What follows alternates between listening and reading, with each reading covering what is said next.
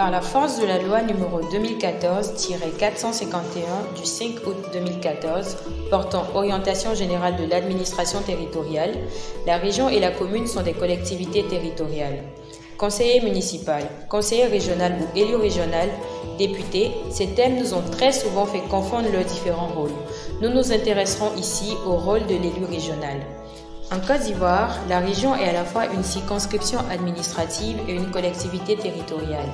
Elle bénéficie de ce fait d'un dédoublement fonctionnel consacré par le décret numéro 2011-263 du 28 septembre 2011 portant organisation du territoire en districts et régions.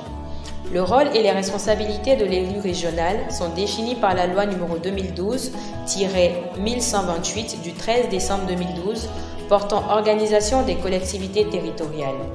Le président du conseil régional est l'exécutif de la région pour un mandat de 5 ans. Ainsi, il prépare et exécute les délibérations du conseil régional.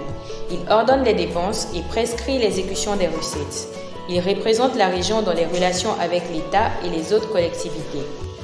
Le conseil régional a pour mission de promouvoir le développement de la région, aussi bien sur les questions de l'aménagement qu'au plan économique, social, sanitaire, culturel et scientifique. Il veille au renforcement de l'attractivité du territoire en valorisant sa capacité d'accueil. Il favorise l'implantation de potentiels investisseurs.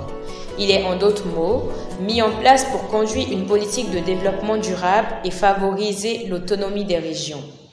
Pour faire valoir leurs droits et points de vue concernant la région, les populations peuvent saisir le conseil régional à travers divers canaux.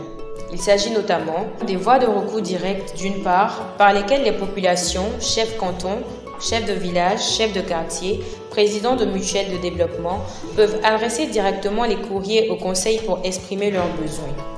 Des voies de recours indirectes d'autre part, à travers les organes du conseil régional que sont le Comité économique, social et environnemental régional, le CESER, celui-ci émanant des populations car il est composé d'élus locaux, autres que les conseillers régionaux, de personnes représentatives des activités économiques, sociales, culturelles et scientifiques de la région, des représentants des associations de développement ainsi que de personnalités de la région reconnues pour leurs compétences, des commissions, composés exclusivement de conseillers régionaux autres que les membres du bureau du conseil régional, qui sont des groupes de travail qui se prononcent sur toutes les questions du conseil régional relevant de leur attribution.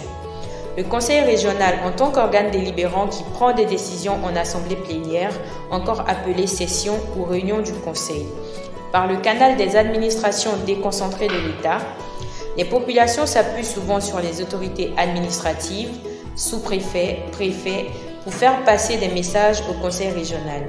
Les populations s'appuient également sur les directions régionales des ministères pour soumettre leur avis ou mécontentement au conseil régional.